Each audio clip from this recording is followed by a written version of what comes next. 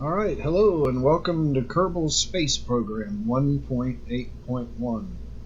Anyway, I haven't done a video for a while, and I'm about 3/4 of the way through my tech tree. So I have some new parts and I incorporated them into this little widget space plane, more of a rescue craft, like a shuttle, something you can put two Kerbals into and come back in and land. So I have the new tunnel ram and this little engine. Here I have 3 of those. I have a little spider tucked under here, but that's just for maneuvering in space. It's so low power. And of course I have my basic jet engines with a little extra regular LK fuel for those. Anyway, I've strapped it to a rocket. And basically these are way underpowered, so they're just going to kind of extend me and get me moving about 200 meters per second, but they're basically an extended launch pad, nothing more, and we won't actually feel the power until this baby kicks on. And that's quite a nice engine. That comes at about the 160 cost, research points cost in the tech tree.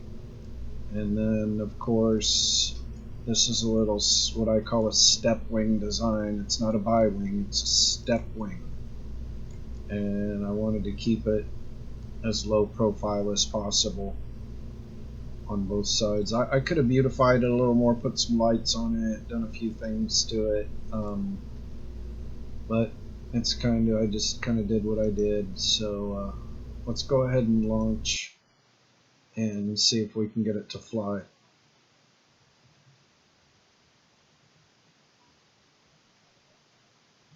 Now I've flown it off the runway, so it does fly, it does land, and I should have enough power. Probably enough, but not too much.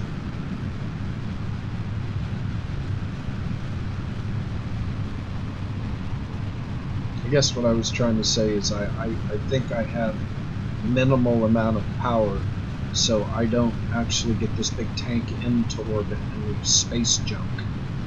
I am going to let it fall back in and only take the plane to orbit. So this is a space junk free proposition. Now, while we're extending our platform, you'll see I'm not even moving 100 meters per second now. I'm about finished. 200 was a bold guess. And now you can see we are really thumping. Okay, probably too much, so I'm going to bring this down to about right here. If I bring it too low, it's going to tip. It wants to tip anyway. Uh-oh, it tipped. I don't think there's any recovery.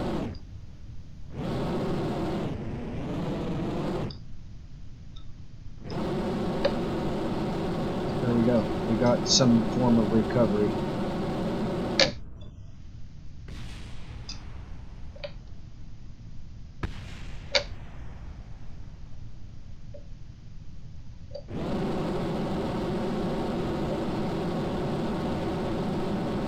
Now I was falling back. Here, let's go ahead and revert the flight and let's try that again. And we'll just do it real quick.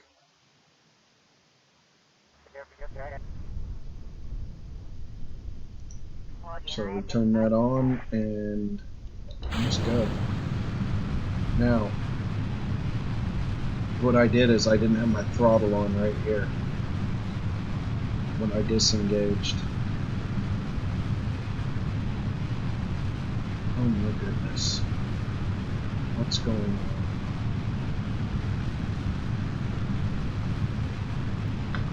Alright, so something happened. Let's revert flight again to launch. I probably didn't let things stabilize.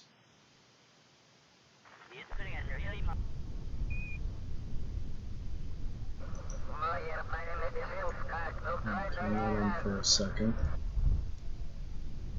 Take a breath.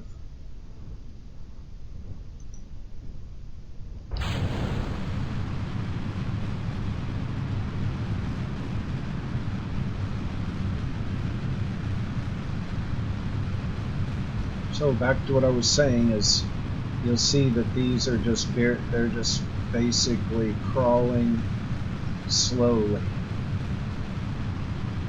And when we get to Kerbal 2, we're probably going to have to crawl away because we're going to have to clear the launch pad. We don't actually have a launch pad to clear in this one, but I hear we have one to clear in that one. All right, so I have the thrust on 3/4 right now. That should be enough. We'll see our gravitational meter go up. Yep, see, so we're still in the green safe zone, so that's a good place to be. And as we get out of this thin air, we get up into this thick air, maybe we'll think about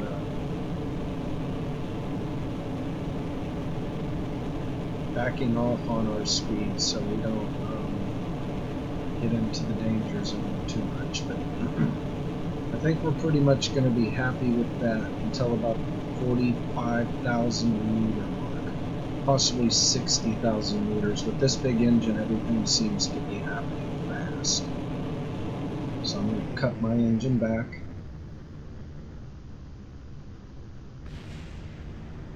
Seems to be doing good still. This seems to be going up, and I seem to be able to maybe cut over. I'm just going to rock slow so I don't get going too far too fast. Alright, too far too fast. Cut it down. Alright, I'm in a roll situation. We're just going to go ahead and complete the roll. We're moving in an upward direction, so when we come across here, we're just going to fire up and get above 70 again. Alright, I just put myself back into space. And it's a matter, and so we rolled late, and we rolled right through that problem. So I'm going to come down here. And we're in minute 12 to Appalachia, so we have a little bit of time online. And I'm going to give it gas. And I'm going to try to get my speed positive. There we go, we're speed positive.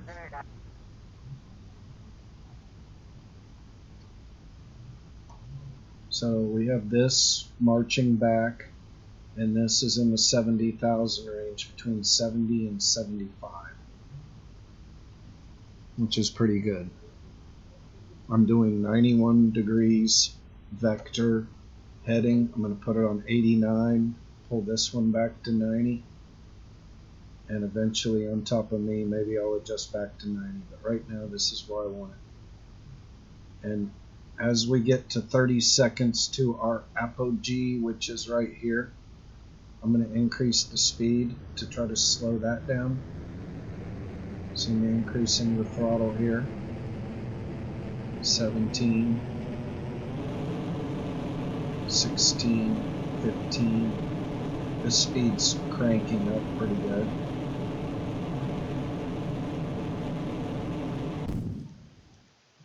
Alright, so let's decouple. I'm going up in speed pretty good here.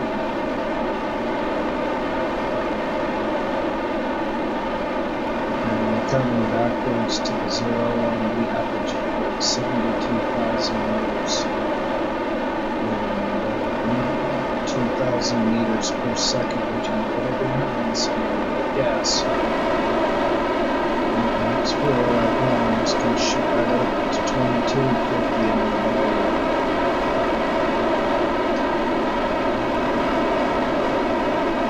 Alright, shutting down. 72.36. I need to apply it to make that 70. 60, 70, right there. Give it a little extra. So I'm above 70. I can adjust that 74, non-concentric, but I'm in orbit. And each of my pilots have received a star. Alright, that's the 9-minute 40-second mark. And as you can see, we have achieved orbit with our space plane.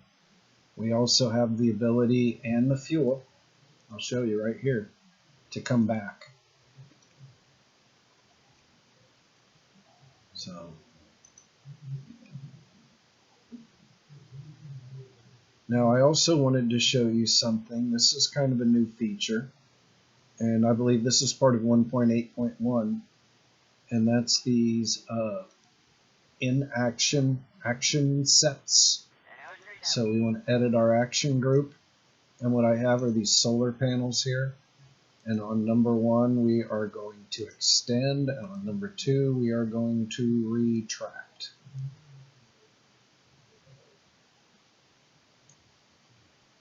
So I'm going to shut that down. That's a save. So basically what that means is if I reach up here and hit button number 1,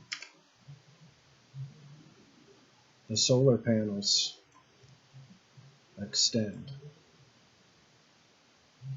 Now I can do that manually by touching on it and just saying that, but now I have them on position 1, and they extend. Now if I hit button number 2, they retract. Anyway, looks like we need to charge our batteries a little more. So one more time, I will extend them. I like it when they come out together like that in unison. And then these are twist. And then of course you can always check them. And what this says is it's getting a 92. Now remember, now it's getting a 99. 100 is our highest number. We can't go above 100. That's it. It'll never go above that. And that means 100%. If you don't know what that means, just know you'll never go over 100 and you'll never go below 0.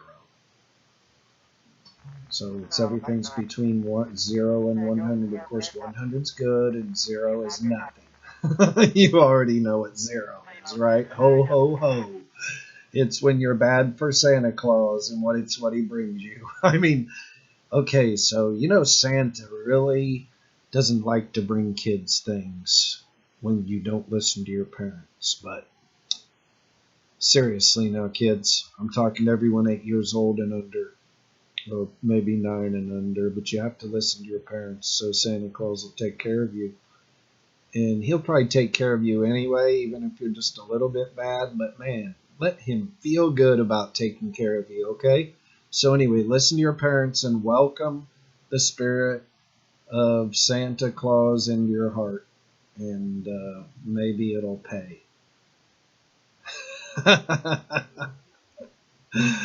So there's a lot of what we call falsifiable theories. And if we're going to focus on any falsifiable theories, I think the Santa Claus is one that we can accept as maybe has a positive benefit to at least people's enjoyment of sometimes a boring holiday season where people are busy, and gives us something to focus on other than the daily drudgery of life. You know, the parents get their eggnog and the kids need their Santa Claus. Anyway, what a wonderful video.